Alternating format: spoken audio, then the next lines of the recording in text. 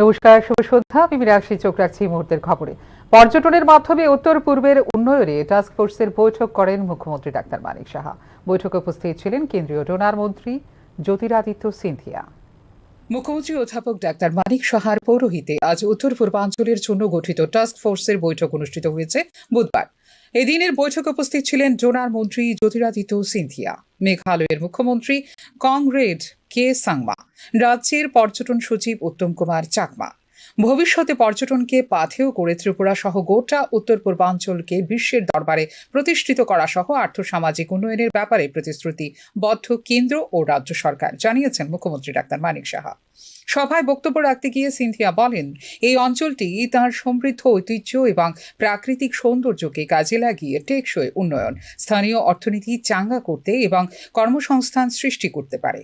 ডোনারের মন্ত্রীর গঠিত টাস্ক ফোর্সে এই অঞ্চলের পর্যটন সম্ভাবনা অধ্যয়ন করবে, হস্তক্ষেপের পরামর্শ দেবে, কৌশলগত ফাঁকগুলি চিহ্নিত করবে এবং এই অঞ্চলে পর্যটন খাতের ব্যাপক উন্নয়নের জন্য একটি রোড ম্যাপ সুপারিশ করবে। বৈঠকে ডোনারের মন্ত্রী থাইল্যান্ড, কম্বোডিয়া, ভিয়েতনাম এবং অন্যান্য দক্ষিণ এশীয় দেশগুলির পর্যটন মডেল অধ্যয়ন করার এবং এমন একটি মডেল তৈরি করার পরামর্শ দেন যা এই অঞ্চলের পর্যটন সম্ভাবনাকে আরও বাড়িয়ে তুলবে। পর্যটনের প্রসারের জন্য রাজ্য কর্তৃক গৃহীত পদক্ষেপের পরামর্শ দেন মুখ্যমন্ত্রী ডাক্তার মানিক সাহা, যার মধ্যে রয়েছে উত্তর পূর্বাঞ্চলের অনন্য খাবার উপস্থাপন করা। অন্যদিকে পর্যটন হস্তক্ষেপ এবং রাজ্য পর্যটকদের আগমন সম্পর্কে বিস্তারিত আলোচনা করেন তামাং। একই সাথে ধারাবাহিক বিপণন এবং ব্র্যান্ডিং এরও মাধ্যমে এই অঞ্চলের প্রচারের পরামর্শ দেন তিনি। পর্যটনকে সহজতর করার জন্য উত্তর পূর্বাঞ্চলের সমস্ত রাজ্যের মধ্যে সহযোগিতারও সুপারিশ করেন মুখ্যমন্ত্রী ডাক্তার মানিক সাহা। 2024 সালের নভেম্বরে আগরতলায় অনুষ্ঠিত উত্তর পূর্ব কাউন্সিলের 72তম পূর্ণাঙ্গ অধিবেশনের পর গঠন করা হয়েছিল এই টাস্ক ফোর্স। এই হস্তক্ষেপের অংশ হিসেবে 8টি রাজ্যের প্রতিটিতে একটি করে পর্যটন সার্কিট চিহ্নিত করা হবে। এই হস্তক্ষেপের মাধ্যমে সরকার এই অঞ্চলে দেশীয় এবং আন্তর্জাতিক উভয় ধরনের পর্যটকদের আকৃষ্ট করার লক্ষ্য নিয়েছে। উত্তর পূর্বাঞ্চলের উন্নয়ন মন্ত্রণালয় মার্চ মাসে এই অঞ্চলে বিনিয়োগ প্রচার এবং উন্নয়নের জন্য একটি উপযুক্ত কৌশল তৈরির জন্য গঠন করেছিল টাস্ক ফোর্স। এই প্যানেলের আহ্বায়ক হলেন doctor Manik Saha. Task force এই অঞ্চলকে বিনিয়োগের জন্য পছন্দের গন্তব্য হিসেবে গড়ে তোলার জন্য একটি কৌশলগত রোড ম্যাপ তৈরির কাজ করছে বলে জানিয়েছেন মুখ্যমন্ত্রী ডাক্তার মানিক সাহা।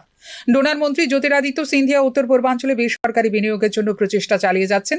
23 এবং 24 মে দিল্লিতে অনুষ্ঠিত রাইজিং নর্থ ইস্ট বিনিয়োগ শীর্ষ সম্মেলনে $4.3 বিলিয়ন মার্কিন ডলারের অভূতপূর্ব বিনিয়োগ প্রস্তাব আসে। প্রধানমন্ত্রী নরেন্দ্র মোদী উদ্বোধন করেন।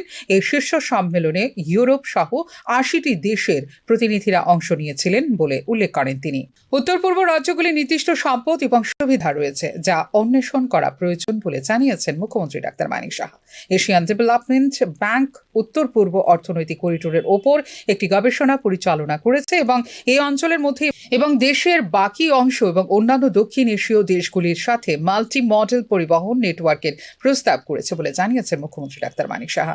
এটি বিকশিত ভারত লক্ষ্য অর্জনের জন্য অগ্রাধিকারের ভিত্তিতে উন্নয়নের জন্য 24টি বৃদ্ধি কেন্দ্র এবং 20টি সীমান্ত কেন্দ্র চিহ্নিত করেছে বলে জানিয়েছেন তিনি। Bureau report, news now.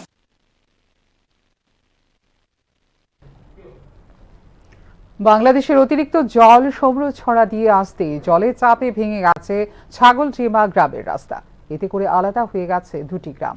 স্বাভাবিক কারণে একদিকে যেমন দুর্ভোগে সাধারণ মানুষ, অপরদিকে দেখা দিয়েছে ক্ষোভ। এবার বাংলাদেশের ভারী বৃষ্টির জলে কৈলাসহরে এডিসি এরিয়ার রাস্তা ভেঙে গিয়ে আলাদা হয়ে গেছে দুই গ্রাম। এই রাস্তা ভাঙার খবর পেয়ে প্রশাসনের আধিকারিকদের শুরু হয়েছে দৌড়ঝাঁপ। ঘটনা কৈলাসহরের উপজাতি স্বশাসিত জেলা পরিষদের অন্তর্ভুক্ত ছাগলজেমা এলাকায়। এই ঘটনায় সংশ্লিষ্ট গ্রামে বিরাজ করছে তীব্র উত্তেজনা। কৈলাসহরের চণ্ডীপুর ব্লকের জামতৈল বাড়ি এডিসি ভিলেজের 2 নম্বর ওয়ার্ড এলাকার ছাগলজেমা গ্রামের একমাত্র মাটির রাস্তা দিয়ে যাতায়াত করে থাকেন গ্রামবাসীরা। কয়েকদিনের ভারী বৃষ্টিপাতের ফলে হঠাৎ করে বড় গর্ত হয়ে ভেঙে যায় রাস্তাটি। এতে ছাগলজেমা এবং জামতৈল বাড়ি এই দুই গ্রামের মানুষের মধ্যে বন্ধ হয়ে গেছে যাতায়াত, এমনকি বন্ধ হয়ে গেছে গাড়ি চলাচলও। গ্রামবাসীদের পক্ষ থেকে খবর পেয়ে কৈলাসহরের গভর্নমেন্ট প্লিডার তথা সরকারি আইনজীবী সন্দীপ দেব রায়ের নেতৃত্বে কৈলাসহরের মহকুমা শাসক প্রদীপ সরকার এবং পূর্ত দপ্তরের স্থানীয় আধিকারিকরা পৌঁছেন ঘটনাস্থলে। ছাগলডিমা এলাকায় সমুরু ছড়ার জল কালী শাসন মনুপেলি মূর্তি ছড়া বাগান হয়ে মনু নদীতে যায়। আর এই সমরু ছড়ার প্রবেশ করেছে বাংলাদেশের ভারী বৃষ্টির জল। কয়েকদিনে ভারী বৃষ্টিপাতের কারণে এবং বাংলাদেশের অতিরিক্ত জল সমরু ছড়া দিয়ে আসতেই জলের চাপে ভেঙে যায় ছাগলডিমা গ্রামের রাস্তা। প্রতিনিধি দলটির ভাঙা রাস্তা পরিদর্শন শেষে আইনজীবী সন্দীপ দেব রায় জানান যে মহকুমা শাসককে জানিয়ে দেওয়া হয়েছে আপৎকালীন ভিত্তিতে মাটি ফেলে রাস্তাটি মেরামত করার জন্য এবং খুব শীঘ্রই পাকা রাস্তা নির্মাণের ব্যবস্থা করার বিষয়টিতে স্থানীয় বিধায়ক এবং স্থানীয় প্রশাসন সহ সবাই গ্রামবাসীদের পাশেই রয়েছে বলে জানিয়েছেন কৈলাসহরের গভর্নমেন্ট প্লিডার তথা সরকারি আইনজীবী সন্দীপ দেব রায়। আমরা এখানে আসলাম, এসে দেখলাম এখানে যে পরিস্থিতি, এখানে আওয়াজাই খুব সমস্যা হচ্ছে।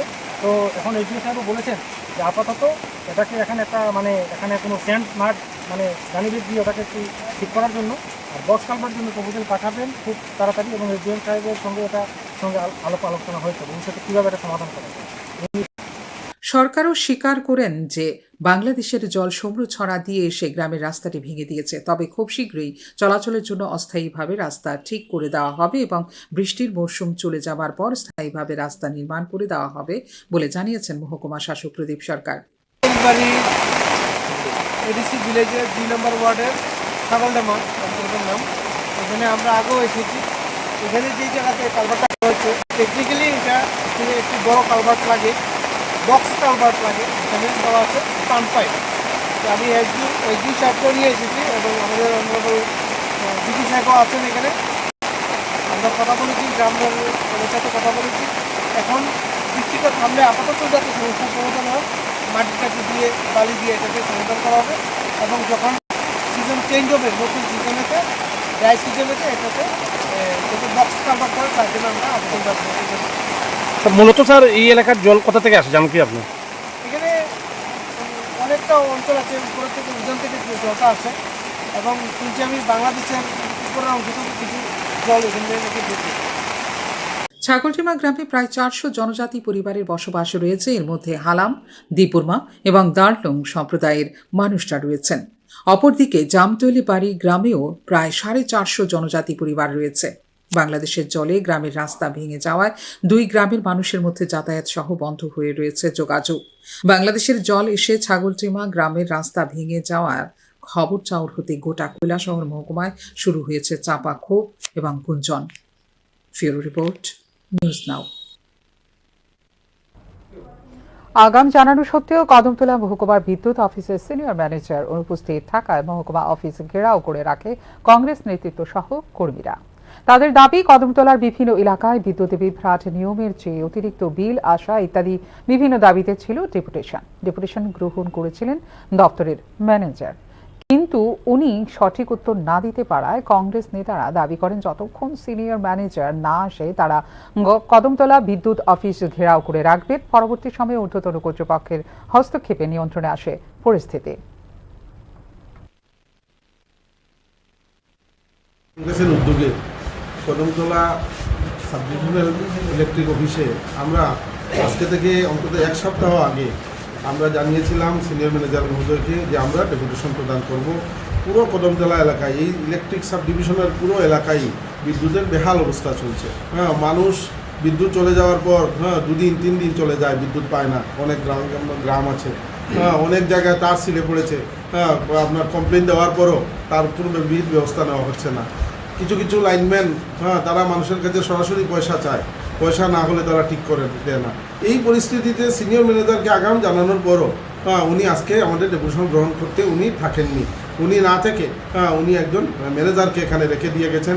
উনি তো সব কথার উত্তরও দিতে পারবেন না, যেহেতু সিনিয়র ম্যানেজারের সঙ্গে আমরা বারংবার এর আগেও আমরা ডেপুটেশন দিয়েছি। তাহলে আমরা আজকে যতক্ষণ পর্যন্ত এই বিষয়ে উনি স্পষ্ট কোনো জবাব না দিয়েছেন আমরা ঘেরাও অবস্থায় থাকবো এখানে। এখনকার মতো এই মুহূর্তে সংবাদ এই পর্যন্ত। ওনারও আপডেটস দেখার জন্য অবশ্যই নজর রাখতে হবে নিউজ নাওর পর্দায়। নমস্কার।